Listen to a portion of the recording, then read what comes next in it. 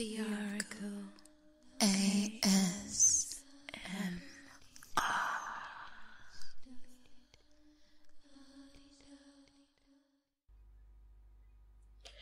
Welcome, this is the Oracle, and you're listening to an ASMR reading of Lewis Carroll's Alice in Wonderland. Chapter 9, The Mock Turtle's Story. You couldn't think how glad I am to see you again, you dear old thing, said the Duchess, as she tucked her arm affectionately into Alice's, and they walked off together. Alice was very glad to find her in such a pleasant temper, and thought to herself that perhaps it was only the pepper that made her so savage when they went in the kitchen. "When I'm the Duchess," she said to herself, not in a very hopeful tone though, "I won't have any pepper in my kitchen at all. Soup does very well without it. Maybe it's always pepper that makes people hot-tempered," she went on, very much pleased at having found out a new kind of rule, and vinegar, that makes them sour, and chamomile, that makes them bitter, and barley sugar, and such things, that makes children sweet-tempered. I only wish people knew that. Then they wouldn't be so stingy about it, you know. She had quite forgotten the Duchess by this time, and was a little startled when she heard her voice close to her ear. "You're thinking about something, my dear, and that makes you forget to talk. I can't tell you just now what the moral of it is, but I shall remember it in a bit." "Perhaps it hasn't one," Alice ventured to remark. "Tut, tut, child," said the Duchess. "Everything's got a moral, if only you can find it," and she squeezed herself close to Alice's side as she spoke. Alice did not much like keeping so close to her, first because the Duchess was very ugly, and secondly because she was exactly the right height to rest her chin upon Alice's shoulder, and it was a very uncomfortably sharp chin. However, she did not like to be rude, so she bore it all as well as she could. "The game is going to be rather better now," she said, by the way of keeping the conversation a little. "'Tis so," said the Duchess, "and the moral of it is, oh, 'tis love, 'tis love, that makes the world go round." "Somebody said," Alice whispered, "that it's done by everyone minding their own business." "Ah, well, it means much the same thing," said the Duchess, digging her sharp chin in Alice's shoulder as she added, "and the moral of that is, take care of the scents, and the sounds will take care of themselves." "How fond she is of finding morals in things," Alice thought to herself. "I dare say you're wondering why I don't put my arm around your waist," the Duchess said after a pause. "The reason is that I'm doubtful about the temper of your flamingo. Shall I try the experiment?" "He might bite," Alice cautiously replied, not feeling at all anxious to have the experiment tried. very true," said the Duchess. "Flamingos and mustard both bite, and the moral of that is, birds of a feather flock together." "Only mustard isn't a bird," Alice remarked. "Right as usual," said the Duchess. "What a clear way you have of putting things." "It's a mineral, I think," said Alice. "Of course it is," said the Duchess, who seemed ready to agree with everything that Alice said. "There's a large mustard mine near here, and the moral of that is, the more there is of mine, the less there is of yours." "Oh, I know!" Alice exclaimed, who had not attended to the last remark. "It's a vegetable. It doesn't look like one, but it is." "I quite agree with you," said the Duchess, "and the moral of that is, be what you would seem to be, or, if you'd like to put it more simply, never imagine yourself not to be otherwise than what it might appear to others that what you were or might have been was not otherwise than what you have been would have appeared to them to be otherwise." "I think I should understand that better," Alice said very politely, "if I had it written down, but I can't quite follow it as you say it." "That's nothing to what I could say if I choose," the Duchess replied in a pleased tone. "Pray don't trouble yourself to say it any longer than that," Alice said. "Oh, don't talk about trouble," said the Duchess. "I make you a present of everything I've said as yet." "A cheap sort of present," thought Alice. "I'm glad they don't give birthday presents like that." But she did not venture to say it aloud. "Thinking again?" the Duchess asked, with another dig of her sharp little chin. "I've a right to think," Alice said sharply, for she was beginning to feel a little worried. "Just about as much right," said the Duchess, "as pigs have to fly, and But here, to Alice's great surprise, the Duchess's voice died away, even in the middle of her favourite word, moral, and the arm that was linked into hers began to tremble. Alice looked up, and there stood the Queen in front of them, with her arms folded, frowning like a thunderstorm. "A fine day, Your Majesty," the Duchess began in a low, weak voice. "Now, I give you fair warning," shouted the Queen, stamping on the ground as she spoke. "Either you or your head must be off, and that in about half no time. Take your choice." The Duchess took her choice and was gone in a moment.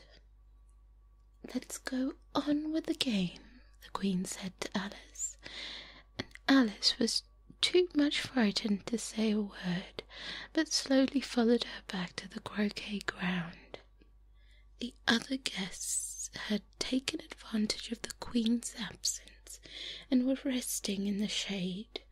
However, the moment they saw her, they hurried back to the game, the Queen merely remarking that a moment's delay would cost them their lives. All the time they were playing, the Queen never left off quarrelling with the other players and shouting, "Off with his head," or "Off with her head." Those whom she sentenced were taken into custody by the soldiers, who, of course, had to leave off being archers to do this, so that by the end of half an hour or so, there were no archers left. All the players except the king, the queen, and Alice were in custody and under sentence of execution. Then the queen left off, quite out of breath, and said to Alice, "Have you seen the mock turtle yet?" "No," said Alice. "I don't even know what a mock turtle is." "It's the thing that mock turtle soup is made from," said the queen. "I never saw one or heard of one," said Alice. "Come on then," said the queen, "and he shall tell you his history." As they walked off together, Alice heard the king say in a low voice to the company general, "You are all pardoned." "Come, that's a good thing," said Alice to herself, for she had felt quite unhappy at a number of executions the queen had ordered. They very soon came upon a griffin lying fast asleep in the sun. If you don't know what a griffin is, look at the picture.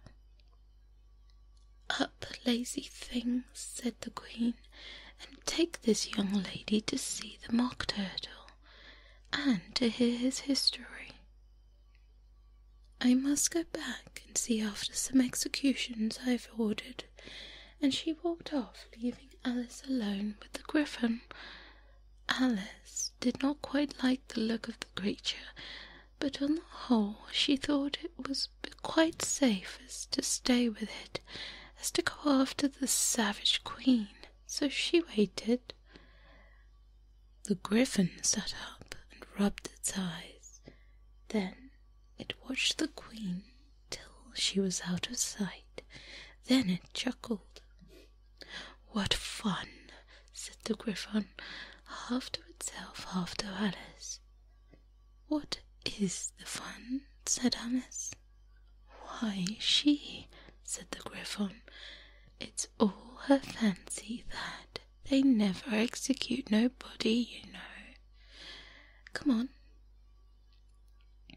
"Everybody says come on here," thought Alice, as she went slowly after it. "I never was so ordered about in all my life, never." They had not gone far before they saw the mock turtle in the distance, sitting sad and lonely on a little ledge of rock, and as they came nearer, Alice could hear him sighing as his heart would break. She pitied him deeply. "What is his sorrow?" she asked the griffin, and the griffin answered, very nearly in the same words as before, "It's all his fancy, that he has got no sorrow, you know. Come on." So they went on to the mock turtle, who looked at them with large eyes full of tears, but said nothing. "This here young lady," said the griffin, "she wants to know your history, she do." "I'll tell it to her," said the mock turtle in a deep hollow tone. "Sit down, both of you, and don't speak a word until I've finished." So they sat down, and nobody spoke for some minutes. Alice thought to herself, "I don't see how he can even finish if he doesn't begin," but she waited patiently. "Once," said the mock turtle at last with a deep sigh, "I was a real turtle." These words were followed by a very long sentence, broken only by the occasional exclamation of "Hark!" from the griffin, and the constant heavy sobs of the mock turtle. Alice was very nearly getting up and saying, "Thank you, sir, for your interesting story," but she could not help thinking there must be more to come, so she sat still and said nothing. "When we were little," the Mock Turtle went on at last, more calmly, though still sobbing a little now and then, "we went to school in the sea. The master was an old turtle. We used to call him Tortoise." "Why did you call him Tortoise if he wasn't one?" Alice asked. "We called him Tortoise because he taught us," said the Mock Turtle angrily. "Really, you are very dull." "You ought to be ashamed of yourself for asking such a simple question," added the Griffon, and then they both sat silent and looked at poor Alice, who felt ready to sink into the earth. At last the Griffon said to the Mock Turtle, "Drive on, old fellow. Don't be all day about it." And he went on in these words: "Yes, we went to school in the sea, though you mightn't believe it." "I never said I didn't," interrupted Alice. "You did," said the Mock Turtle. "Hold your tongue," added the Griffon. Before Alice could speak again, the Mock Turtle went on. "We had the best of educations. In fact, we went to school every day." "I've been to a day school too," said Alice. "You needn't be so proud as all that." "With extras?" asked the Mock Turtle, a little anxiously. "Yes, we learned French and music." "And washing?" said the Mock Turtle. "Certainly not," said Alice indignantly. "Ah, in yours wasn't a really good school," said the Mock Turtle, in a tone of great relief. "Now, at ours, they had at the end of the bill French, music, and washing extra." "You couldn't have wanted it much," said Alice, "living at the bottom of the sea." "I couldn't afford to learn it," said the Mock Turtle with a sigh. "I only took the regular course." "What was that?" inquired Alice. "Reeling and writhing, of course, to begin with," the Mock Turtle replied, "and then the different branches of arithmetic: ambition, distraction, uglification, and derision." "I've never heard of uglification," Alice ventured to say. "What is it?" The Griffon lifted up both its paws in surprise. "What? You never heard of uglifying?" it exclaimed. "You know what beautify is, I suppose?" "Yes," said Alice doubtfully. "It means to make anything prettier."